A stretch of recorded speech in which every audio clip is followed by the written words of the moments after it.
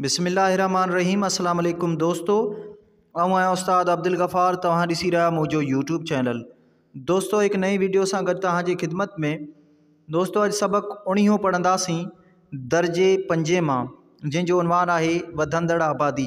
तव्हां दोस्तनि खे गुज़ारिश आहे, जेकॾहिं चैनल ते नवां आहियो, चैनल खे सब्सक्राइब, वीडियो खे लाइक शेयर ऐं पंहिंजी क़ीमती राय खां असांखे ज़रूरु आगाह कंदा। हलूं था सबक़ जे तरफ़। सबक़ु 19 वधंदड़ आबादी। असांजे मुल्क पाकिस्तान जी आबादी अटकल 22 करोड़ थी वई आहे। पाकिस्तान दुनिया में घण आबादीअ वारनि मुल्कनि में 5 नंबर लेखियो वञे थो। आबादीअ जी तकड़ी वाध मुल्क ऐं क़ौम जी ज़िंदगीअ जे मयार ते नाकारी असर विझे थी। इन खां सवाइ तइलीम, सिहत, ख़ुराक, रहाइश, रोज़गार ऐं ॿियूं सहूलतूं पिणु मुतासिर थियनि थियूं। अहिड़ीअ तरह आबादीअ में वाध सबबु पैदाइश, बीमारियुनि ऐं मौत जी शरह में बि वाध अचे थी।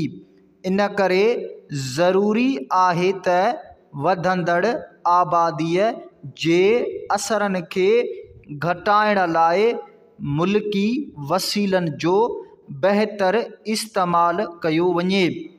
हेठि ॾिनल ॻाल्हियुनि ते अमल करण सां आबादीअ जो दॿाउ घटिजी सघे थो।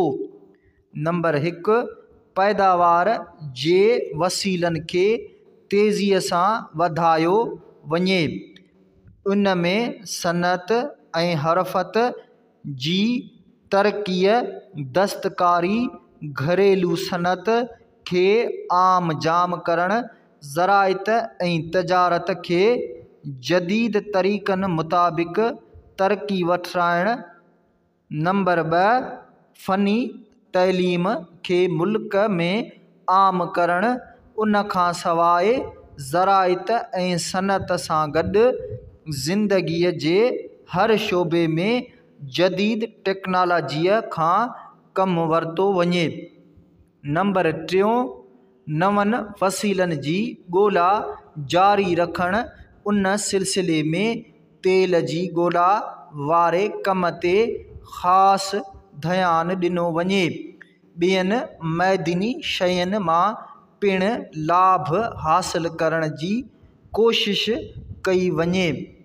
नंबर 4, पाकिस्तान में अञा ताईं अहिड़ी ज़मीन चङे मिक़दार में पयल आहे जंहिंखे हेल ताईं पोख हेठि न आंदो वियो आहे।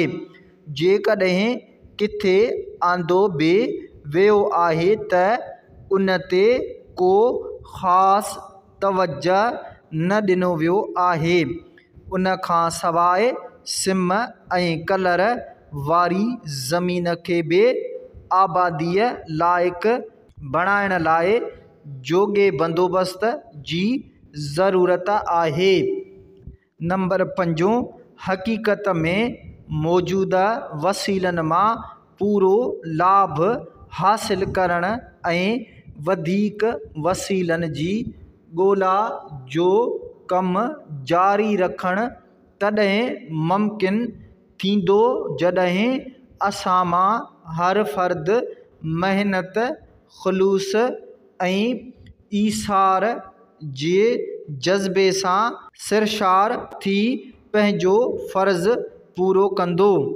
असां सभिनी खे घुरिजे त मथियनि ॿुधायल ॻाल्हियुनि ते अमल करियूं। ईअं असीं पंहिंजे मुल्क खे वधंदड़ आबादीअ जे नुक़साननि खां बचाए सघूं था।